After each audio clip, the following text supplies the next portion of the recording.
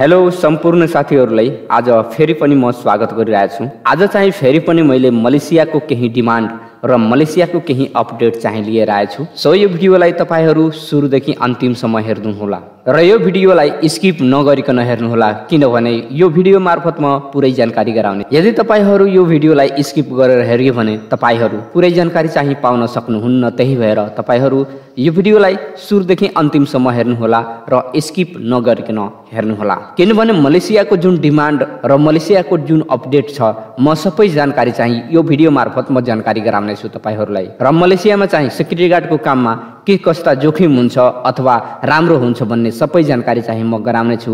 यसमा कति घण्टा तपाईले काम गर्नुपर्छ र यसमा कति सेलेरी चाहिँ तपाईले पाउन सक्नुहुन्छ भन्ने विषयमा चाहिँ हामी कुराकानी गर्नेछौँ। त्यही भएर तपाईहरू यो भिडियोलाई स्किप नगरिकन हेर्नुहोला र तपाईहरू सुरुदेखि अन्तिमसम्म यो भिडियो हेर्नुहोला। भिडियो सुरु गर्नुभन्दा पहिला म तपाईहरूलाई भन्न चाहन्छु कि यदि मेरो च्यानलमा तपाईहरू नयाँ हुनुहुन्छ अथवा यो भिडियो मेरो च्यानलको माध्यमबाट हेर्दै हुनुहुन्छ भने मेरो च्यानललाई सब्स्क्राइब गरिदिनु र साइडमा बेल घन्टी भएको अललाई प्रेस गरिदिनु र साथसाथै मेरो भिडियोलाई लाइक शेयर कमेन्ट पनि गरिदिनु होला। अब चाहिँ हामी लागौँ विषयवस्तुतिर, जुन चाहिँ हामी मलेसियाको डिमान्डको बारेमा हामी कुरो गर्नेछौँ। त्यही भएर हामी पहिला मलेसियाको डिमान्डको बारेमा हामी कुराकानी गरौँ।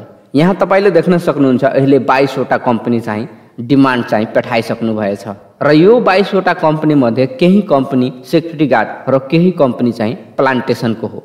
तर अहिले मलेसियाबाट कम्पनी लाइनको चाहिँ डिमान्ड गइरहेको छैन। अहिले चाहिँ प्लान्टेसन र सेक्युरिटी गार्डको डिमान्ड चाहिँ मात्रै नेपाल गइरहेछ।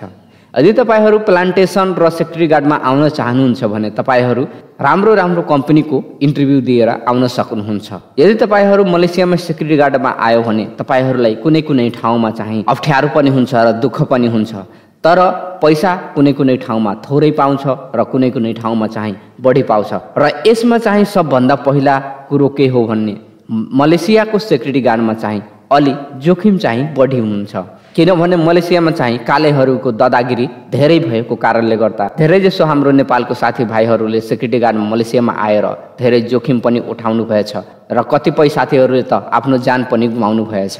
र मलेसियामा तपाईहरू सेक्युरिटी गार्डमा आयो भने तपाईहरूको सेफ्टीको लागि केही पनि हुँदैन। त्यही भएर तपाईहरू कुनै विकट ठाउँमा यदि तपाईहरू पर्यो भने त्यस्तो ठाउँमा तपाईहरूको ज्यान पनि जान सक्छ अथवा खतरा पनि हुन्छ।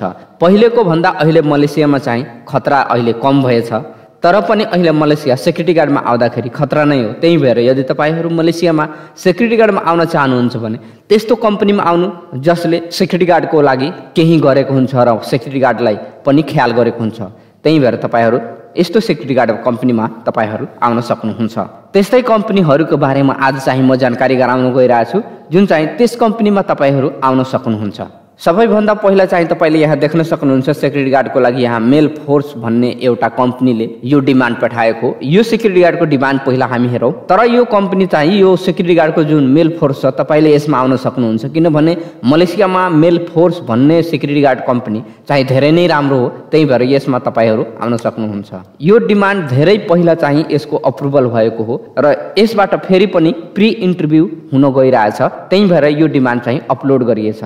अब पुरानो डिमान्ड चाहिँ किन सो गरिरहेछ र पुरानो डिमान्ड किन देखाइरहेछ भन्ने विषयमा पनि म चर्चा गर्नेछौँ, किनभने अहिले मलेसिया सरकारले नयाँ डिमान्ड पास गरिरहेछ छैन र पुरानो डिमान्डबाट अहिले कम्पनीहरूले के गरिरहेछ वर्कर चाहिँ बोलाउने गरिरहेछ। त्यही भएर यो पुरानो डिमान्ड मात्रै सो गरिरहेछ। तपाईले यहाँ डिमान्ड अप्रुभल डेट पनि यहाँ हेर्न सक्नुहुन्छ र यहाँ लट नम्बर पनि हेर्न सक्नुहुन्छ। तपाईहरू वैदेशिक रोजगारमा गएर यो लट नम्बर पनि तपाईले सर्च गरेर हेर्न सक्नुहुन्छ। र यहाँ कम्पनीको नाम चाहिँ मेल फोर्स रहेछ। तपाईले यहाँ मेल फोर्सको नाम यहाँ हेर्न सक्नुहुन्छ, जुन चाहिँ अहिले कम्पनीको नाम मलेसियाको कम्पनीको नाम यहाँ रहेछ। कन्ट्री भनेको मलेसिया र सेलेरी चाहिँ 1500 बेसिक देखाइरहेछ। अब यो 1500 बेसिक किन देखाइरहेछ भने यो पुरानो डिमान्ड हो, त्यही भएर 1500 बेसिक देखाइरहेछ। यदि यो नयाँ डिमान्ड भएको भए यहाँ 1700 बेसिक लेखिएको हुन्थ्यो, तर यो पुरानो डिमान्ड भएकोले गर्दा यहाँ 1500 बेसिक मात्रै देखाइरहेछ।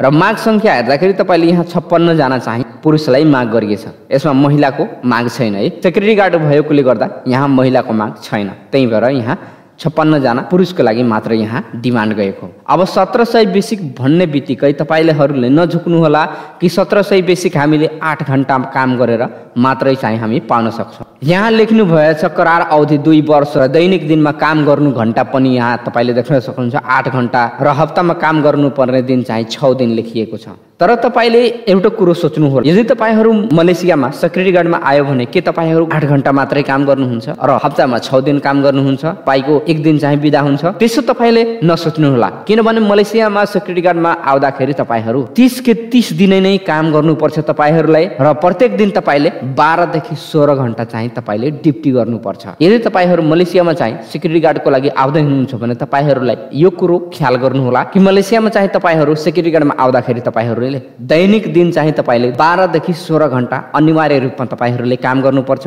र तपाईले प्रत्येक महिना चाहिँ 30 के 30 दिन तपाईले काम गर्नुपर्छ। र यहाँ चाहिँ तपाईले जुन चाहिँ यहाँ बेसिक लेखिएको हुन्छ डिमान्डमा 1500 बेसिक या अथवा 1700 बेसिक, त्यो बेसिकमा तपाईहरू नझुक्नु होला। अब किन म यस्तो भनिरहेको छु भने यो चाहिँ 8 घण्टाको मात्रै हो र यो चाहिँ छुट्टी मिलाएर यो सेलेरी तोकिएको हो। तर मलेसियामा सिक्युरिटी गार्डमा आउँदाखेरि तपाईहरूलाई 30 के 30 दिन काम गर्नुपर्छ र दैनिक दिन चाहिँ तपाईले 12 देखि 16 घण्टा तपाईले काम गर्नुपर्छ।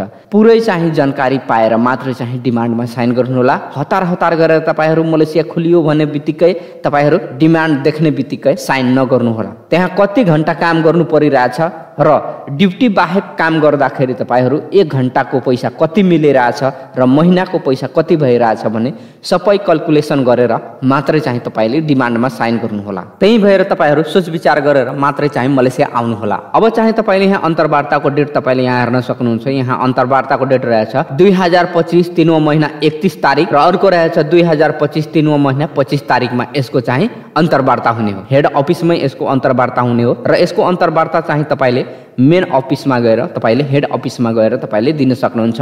तर यो डेट दिएको दिनमा तपाईले जानुपर्छ। यहाँ तपाईले देख्न सक्नुहुन्छ मेन पावरको नाम नाइन्स ओभरसिज प्राइभेट लिमिटेड भन्ने ललितपुर बागमती प्रोभिन्समा भनेर यहाँ लेखिएको छ त्यसको एड्रेस पनि। र यसको सञ्चालक भन्ने यसको सञ्चालक यहाँ तपाईले देख्न सक्नुहुन्छ कृष्ण बहादुर बिष्ट भन्ने यहाँ मोबाइल नम्बर पनि तपाईले देख्न सक्नुहुन्छ। र अर्को रहेछ करण सिंह बिष्ट रहेछ, यसको मोबाइल नम्बर पनि यहाँ लेख्नु भएछ। यदि तपाईहरू यो मेल फोर्स कम्पनीमा सिक्युरिटी गार्डमा आउन चाहनुहुन्छ भने यसको लागि तपाईले इन्टरभ्यू दिन सक्नुहुन्छ। र साथसाथैमा अर्को सिक्युरिटी गार्डको हामी डिमान्ड हेर्दाखेरि तपाईले यहाँ देख्न सक्नुहुन्छ एक्सपोम सेक्युरिटी सर्भिस भनेर यहाँ लेख्नु भएछ। यसमा पनि राम्रो सर्भिस दिन्छ, तपाईहरु यसमा पनि आउन सक्नुहुन्छ। अब यसको लट नम्बर हेर्दाखेरि यसको लट नम्बर यहाँ तपाईले देख्न सक्नुहुन्छ जुन चाहिँ यहाँ यसको लट नम्बर रहेछ र यसको लट नम्बर अप्रुभल पनि तपाईले यहाँ देख्न सक्नुहुन्छ।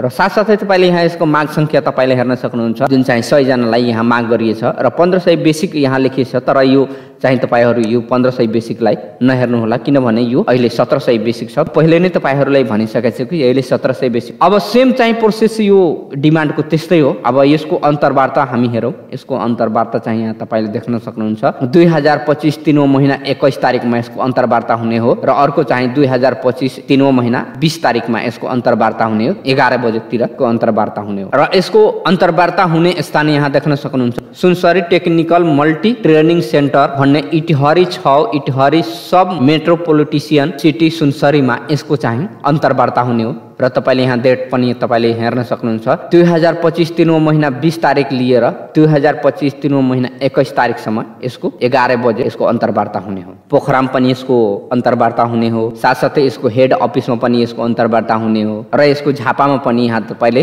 देख्न सक्नुहुन्छ झापामा पनि यसको अन्तर्वार्ता हुने हो। तर यसको मेन पावरको नाम यहाँ तपाईले देख्न सक्नुहुन्छ बीएस ओभरसिज प्राइभेट लिमिटेड। तपाईले यहाँ त्यसको एड्रेस पनि यहाँ हेर्न सक्नुहुन्छ। यहाँ सञ्चालक पनि तपाईले हेर्न सक्नुहुन्छ भीम बहादुर सापकोटा र यसको मोबाइल नम्बर पनि तपाईले हेर्न सक्नुहुन्छ। हस्त आजको लागि यति नै। आगामी दिनमा फेरि पनि म अर्को डिमान्डको बारेमा जानकारी लिएर आउँछु। अहिले चाहिँ बिदा चाहन्छु। हस्त नमस्ते, धन्यवाद।